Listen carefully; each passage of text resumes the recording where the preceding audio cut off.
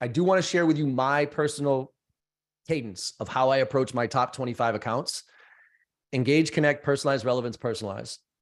LinkedIn, email, phone, and video. And so first and foremost, I get my top 25 and I go on their website, or I go on their LinkedIn. Hopefully they're active on LinkedIn, and I try to make some type of meaningful comment. Okay.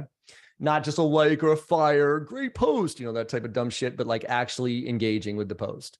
Then as soon as I do that, I immediately go connect with them on LinkedIn. Okay. And now I do not personalize. Unfortunately, I do not personalize that message, because we're getting a 5 times higher connect rate when we don't personalize than when we do. I hate to say it, but it's just the data says. Because I think the reason is when you personalize your message on LinkedIn for your LinkedIn request, you're forcing me to take a look at you. You're forcing me to be like, who is this person? And oh, it's a sales rep. So no matter how non-salesy it is, okay. But if you just hit connect, like most people just hit accept, right? So now, and there's a reason I do this, right? Because I engage first and then I connect. And this is why on LinkedIn, right, you have to be one connected to them to be able to make this work. Vidyard plugs right into it, and you can do this regardless. But now, then I go off and I do some research, and I try to find a trigger, right? And I might send you an email, and hey, I was been keeping myself updated on your business. I actually noticed where this thing happened, whatever. Then I might make a phone call. Hey, we're working with VPs of sales whose main priority is this. Thought it'd be worth a conversation. Then I go usually back on LinkedIn, or I come use and I say something like this. I'll go, hey, again, Jenna, you had posted something a while back that really caught my attention. And here's, write this phrase down, everybody. As I learn more about your business, just that phrase. As I learn more about your business, I actually noticed you're, hiring a lot of SDRs right now. You're doing a lot of stuff like that.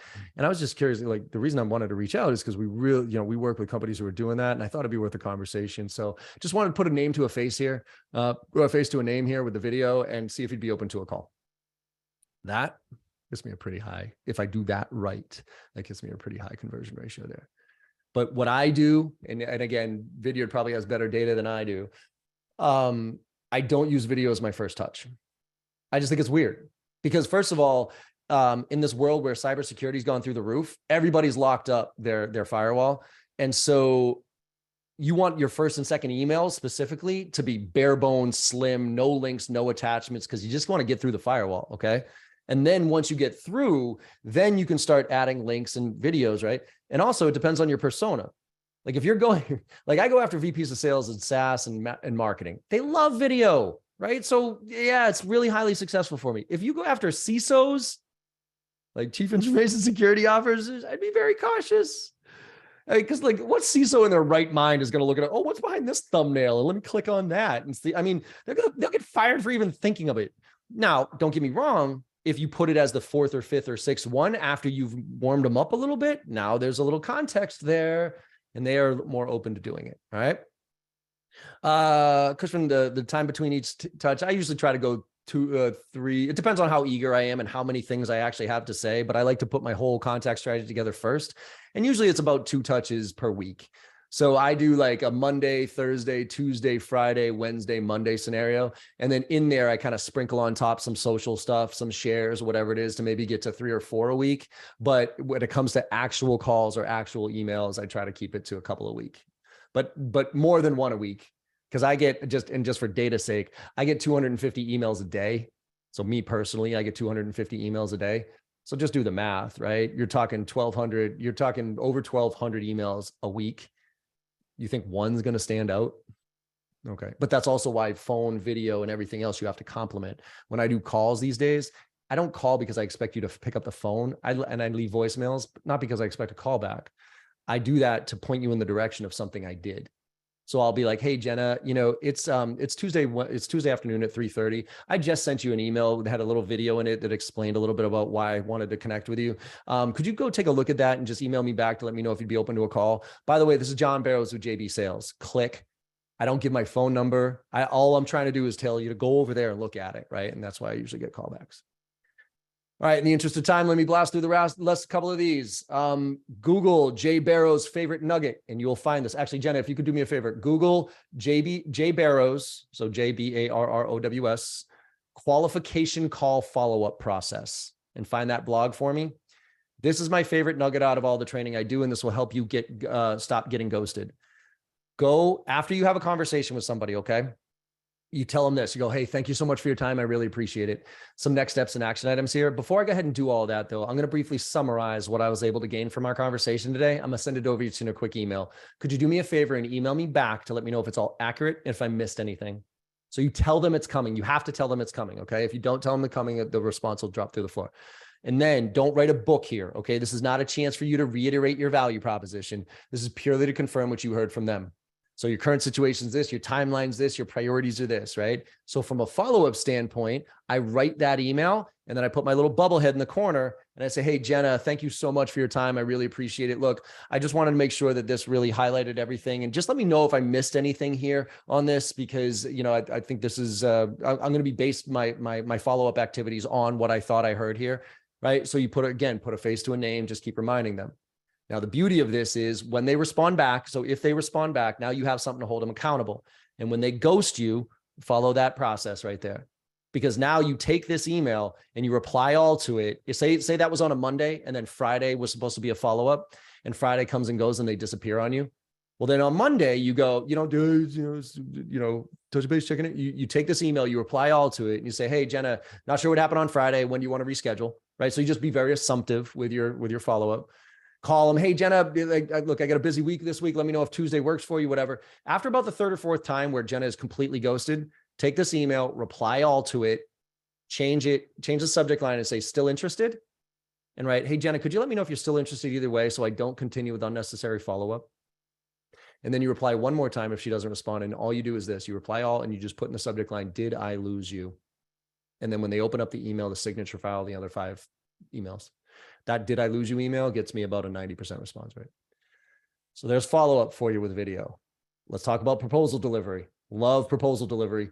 This one is, say in the best case scenario on this one is you're dealing with, so it's Jim and Sarah. Jim's your main point of contact. Sarah's the executive. You need to get to Sarah. Jim will not let you.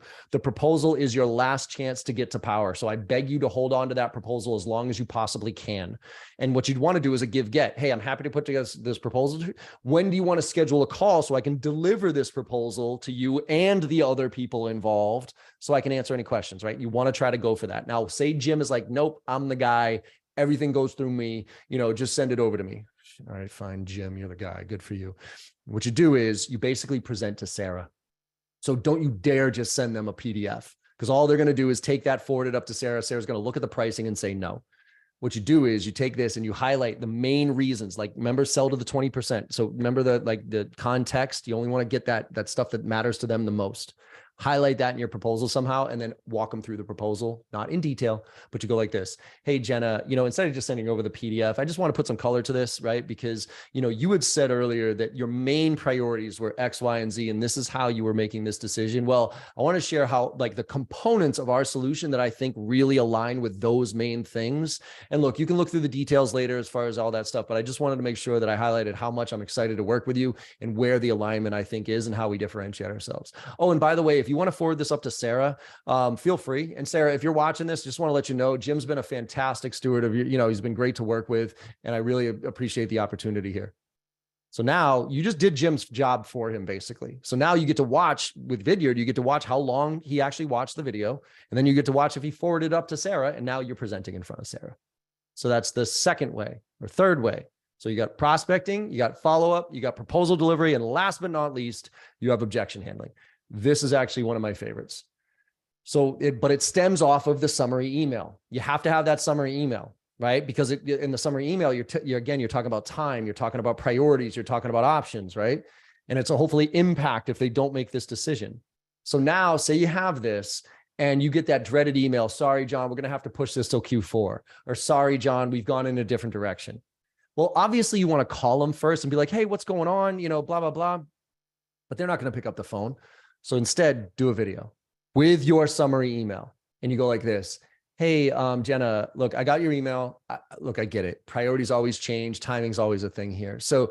But I'm a little confused, Jenna, because based on what we had talked about, you said that your main priorities were this, your timeline with this. And if you didn't do it by this date, you weren't going to hit your metrics or whatever that is. So Obviously something's changed here. Would you mind just giving me 10 minutes on a call just so I could reset expectations here and see if there's anything I can do to help? I promise I won't oversell you on this, but I'm a little confused based on our conversation, right?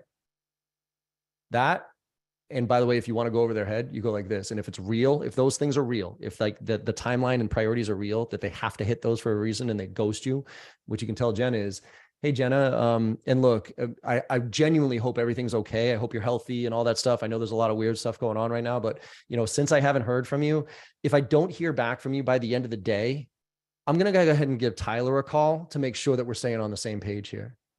So I'm letting Jenna know that I'm going to go over her head. I'm giving her a chance here. All right. And then you get a pretty quick response. So those are the other ones. That's my time.